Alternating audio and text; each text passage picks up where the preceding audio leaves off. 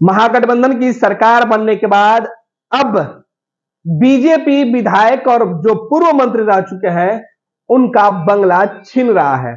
ऐसे में अब उनको नए जगह पर शिफ्ट किया जा रहा है और पहले से बिहार सरकार के मंत्रियों के लिए आवंटित बंगला आरजेडी, कांग्रेस और जनता दल यूनाइटेड के जो कोटे से मंत्री बने हैं उनको दिया जा रहा है। खास तौर पे जो बंगला है उप मुख्यमंत्री का, उस पर सबकी निगाहें थी, क्योंकि इस बंगले की लड़ाई तेजस्वी यादव ने लंबे समय तक पटना से लेकर दिल्ली तक लड़ी है। जी हां, उप मुख्यमंत्री रहते हुए तेजस्वी यादव को मुख्यमंत्री आवास के बगल वाला 5 देश रत्न मार्ग का बंगला मिला था। उसे खाली करने के लिए सुशील मोदी काफी इंतजार किए और कानूनी लड़ाई के बाद जब बिहार में सुशील मोदी महागठबंधन की सरकार टूटी और उप मुख्यमंत्री बने थे तो यह बंगला उनको मिला था। तेजस्वी यादव नेता विरोधी दल होने के बाद कह रहे थे कि यह बंगला हम खाली नहीं करेंगे।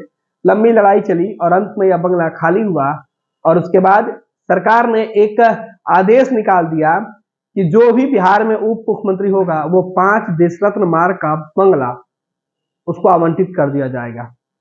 इसमें एनडीए सरकार में उप मुख्यमंत्री रहे तारकिशोर प्रसाद को जगह दी गई थी, लेकिन अब तारकिशोर प्रसाद को नया ठिकाना दे दिया गया है। बिहार विधानसभा के तरफ से यह अधिसूचना जारी कर दी गई है कि बिहार में एनडीए सरकार में बीजेपी कोटे से जो मंत्री थे उन लोगों को जो सरकारी बंगला मिला था वो अब उनसे छीन गया है। यह बंगला उनको दूसरे जगह दे दिया गया है। जो बीजेपी के कोटे से मंत्री थे उनको अलग भवन अलॉट कर दिया गया है, दे दिया गया है।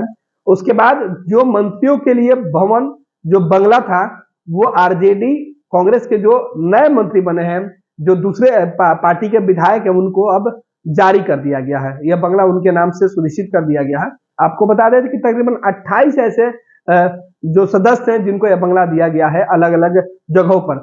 सबसे बड़ी बात आपको बता दें कि बिरचंद पटेल पथ पर जो विधायकों के लिए जो नया बंगला बन रहा था, जो भवन बन रहा था, वो भी दिया गया है। यानी लंबे समय से विधायक इंतजार कर रहे थे कि उनको जो आवास दिया जाए और अंत में अब जो है आवास मिलने की जो प्रक्रिया है वो शुरू हो गई है। हालांकि इसका लाभ ज्यादातर उन सदस्यों को हुआ है जो पिछली सरकार में मंत्री थे या पिछली सरकार में किसी अन्य जगह पर बंगले में थे या जिनको बंगला नहीं मिला था।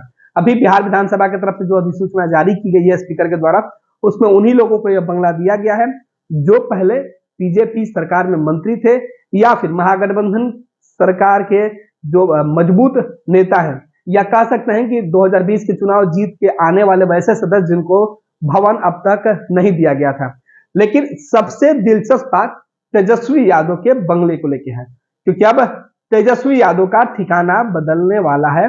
हालांकि आधिकारिक ऐलान नहीं हुआ है, विधानसभा की तरफ से अधिसूचना जारी नहीं की गई है, लेकिन टेक्निकली हम आपको बता देते हैं कि सरकार बनने के साथ ही जब तेजस्वी यादव से बंगला छीना उसके बाद एक निर्देश भवन निर्माण विभाग है उसके द्वारा यह जारी किया गया था कि उप मुख्यमंत्री के लिए पहले से ही 5 देश रत्न मार्ग का बंगला चिन्हित कर दिया गया है।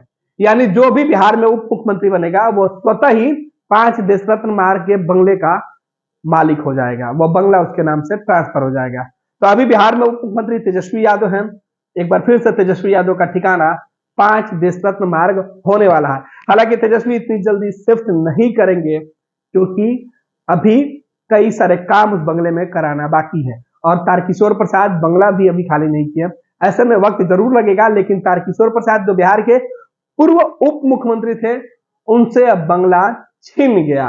अब तेजस्वी यादव को यह बंगला आवंटित कर दिया जाएगा। तेजस्वी एक बार फिर से उस घर में जाएंगे जिस घर को लेकर काफी सियासत हुई थी। सुशील मोदी जब उप मुख्यमंत्री हुआ करते थे तो उन्होंने तेजस्वी यादव के ऊपर कई आरोप लगाए थे। बंगले में, बंगले के बाथरूम में, बंगले के अंदर जो एसी लगा था, एयर कंडीशन लगा था, उस एयर कंडीशन पर सुशील मोदी ने सवाल उठाया था। इतने ज्यादा एसी देखकर सुशील मोदी का माथा चकरा गया था। मीडिया को लेकर पहुंचे थे सुशील मोदी। तेजस्वी यादव जिस आवास में रह रहे थे, जो उप मुख्यमंत्री का आवास है, जो 5 देश रत्न मार्ग की हम चर्चा कर रहे हैं, उसके चप्पे चप्पे की वीडियोग्राफी कराई गई थी। सुशील मोदी एक एक कोना मीडिया कर्मियों से छनवा दिए थे और सीधे तौर पर कहे थे कि जब तेजस्वी यादव इस बंगले में थे उस वक्त भी उनके पास भवन निर्माण विभाग का चार्ज था और वो इस बंगले में आवश्यकता से अधिक खर्च किए हुए थे।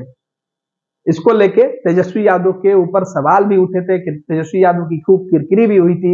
महंगे महंगे जो फर्नीचर थे वो उस बंगले में लगाया गया था।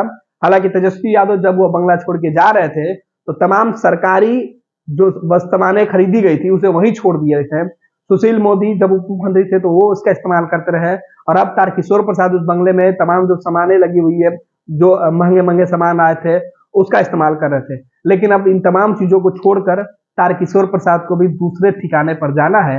अब तेजस्वी यादव को पुनः आना है।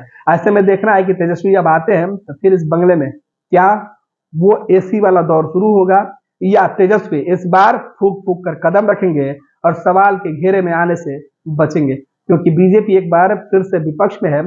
तेजस्वी की मुश्किलें बढ़ा सकती है, क्योंकि तेजस्वी अगर डिप्टी सीएम होने के नाते उस बंगले में जाते हैं और फिर साज सज्जा के नाम पर या अति सुविधा के नाम पर कुछ बड़े बदलाव करते हैं तो तेजस्वी की मुश्किलें बढ़ जाएगी, क्योंकि तेजस्वी उप मुख्यमंत्री है और उप मुख्यमंत्री की जो कुर्सी है वो कितने समय तक बिहार में अस्थायी है, इस पर भी बड़ा सवाल उठते रहा है।